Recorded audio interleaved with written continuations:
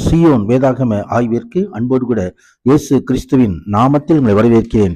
இன்றைய தினத்திலும் ஏசாயா தரிசன புஸ்தகம் அதிகாரங்கள் 52 முதல் 54 அதிகாரங்களில் வசனங்களை தியானிக்க சர்வ தேவன் நமக்கு கிருபை பாராட்டுவாராக. 52வது அதிகாரத்திலே, எழும்பு எழும்பு சீயோனே, உன் வல்லமையை தரித்துக்கொள். பரிசுத்த நகரமாகிய எருசலேமே, உன் அலங்கார வஸ்திரங்களை உடுத்திக்கொள். விருத்த சேதனம் இல்லாதவனும் அசுத்தனும் இனி உன்னிடத்தில் வருவதில்லை என்று சொல்லி அங்கே ஆண்டவராகிய தேவன் சிறைப்படுத்தப்பட்ட மக்கள் தேவனால் மீட்கப்படுவதையும் அவரது நாமத்தின் நிமித்தம் எருசலேம் மீண்டும் கட்டப்படுவதையும் ஏசாயா தரிசனமாக கொண்டு தீர்க்க தரிசனமாக இந்த காரியங்களை சொல்லுகிறதை குறித்து நாம் பார்க்கிறோம். கர்த்தர் ஒரு நல்ல செய்தி கடந்து வருகிறது, சுவிசேஷம் கடந்து வருகிறது.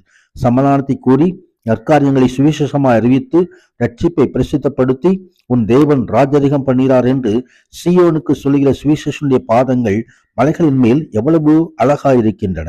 கர்த்தர் மகிமை உண்டாவது. பாபிலோனில் சிறைப்படுத்தப்பட்டவர்களுக்கு விடுதலை விடுதலை நற்செய்தி. கர்த்தர் ராஜரீகம் பண்ணுகிற தேவன், அவர் சகலத்தையும் ஆண்டு கொள்கிற தேவன். அவருடைய ராஜ்யம் அது நமக்குள்ளா இருக்கிறது. நாம் முதலாவது தேவனுடைய ராஜ்யத்தையும் நீதியின் தேடுங்கள் என்று எழுதப்பட்டிருக்கிறது. கர்த்தர் மகிமை உண்டாவதாக. நாம் பாபிலோனிலிருந்து புறப்படும்படியாய் எருசலேம் நோக்கி எருசலேமின் வாழ்வை பெற்றுக் கொள்ளும்படி, எருசலேமின் ஆதரவை பெற்றுக் கொள்ளும்படி, அந்த ஆசீர்வாதத்தை பெற்றுக் கொள்ளும்படி நாம் அழைக்கப்படுகிறோம். எகிப்திலிருந்து புறப்பட்டதை போலவே பாபிலோனிலிருந்து புறப்படுதலும் உலகத்திலிருந்து அசுத்தமானதிலும் விடுதலை பெறுவதை படம் பிடித்து காட்டுகிறது. உலகத்தின் காரியங்களிலிருந்து நம்மை விடுதலை பெற்று ஆண்டவராகிய தேவனுடைய பரிசுத்த ராஜ்யத்தின் பிள்ளைகளாய் நாம் மாறுவது அவசியமாயிருக்கிறது. கர்த்தர் மகிமை உண்டாவதாக. தொடர்ந்து தாசனின் பாடுகளையும் மகிமையும் குறித்து, என் தாசன் ஞானமாய் நடப்பார், அவர் உயர்த்தப்பட்டு மேன்மையும் மகா உன்னதமாய் இருப்பார் என்று சொல்லி இயேசு கிறிஸ்துவை குறித்ததான தீர்க்க தரிசனங்கள் வருவதையும் நான் பார்க்கிறேன். 53வது அதிகாரத்திலே இயேசு கிறிஸ்துவானவர் சிலுவையில் அடைகின்ற பொழுது அவர் பட்ட பாடுகளை இந்த பகுதி முன்னறிவிக்கிறது. எங்கள் மூலமாய் கேள்விப்பட்டதை விசுவாசித்தவன் யார்? கர்த்தருடைய பயம் யாருக்கு வெளிப்பட்டது என்று சொல்லி அங்கே மேசியாவுடைய பாடுகளை குறித்து அங்கே வறண்ட நிலத்தில் துளிக்கிற வேரை போல இயேசு கிறிஸ்துவோட எளிமையான ஆரம்பம், அதை குறித்தும் ஏசாயா முன்னறிவிக்கிறார். விரும்பத்தக்க ரூபம் அவரிடம் இல்லை. சமயம் அசட்டை பண்ணப்பட்டவர், புறக்கணிக்கப்பட்டவர், துக்கம் அடைந்தவர். நம்முடைய பாடுகள் எல்லாம் அவர் ஏற்றுக்கொண்டார். நமது அருமேறுதல் நிமித்தம் அவர் காயப்பட்டார், தழும்பவர் குணமானோம் என்று சொல்லி அப்படியே சிலுவை பாடுகளை அங்கே படம் பிடித்து காட்டுகிறார். கர்த்தர் மகிமை உண்டாவதாக.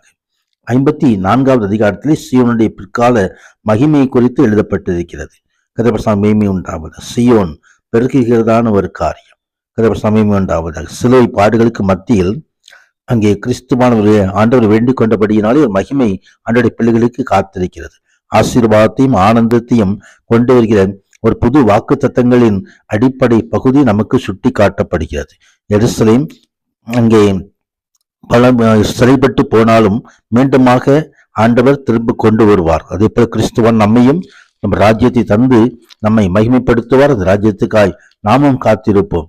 நீதியினால் ஸ்திரப்பட்டிருப்பாய், கொடுமைக்கு தூரமாவாய், பயமில்லாதிருப்பாய், திகிலுக்கு தூரமாவாய், அது உன்னை அணுகுவதில்லை. நமது கண்ணீரெல்லாம் துடைக்கப்பட்டு கலக்கமில்லாத நித்திய ராஜ்யத்திலே நம்மையும் நித்திய காலமாய் வைத்து ஆசீர்வதிப்பார். நீதியின் சூரியன் நம்மீது உதிக்கும். நாம் ஸ்திரப்பட்டிருப்போம். அப்படியே நம்ம ஆசீர்வதிப்பாராக. மகிமை உண்டாவதாக. ஆமீன், ஆமீன்.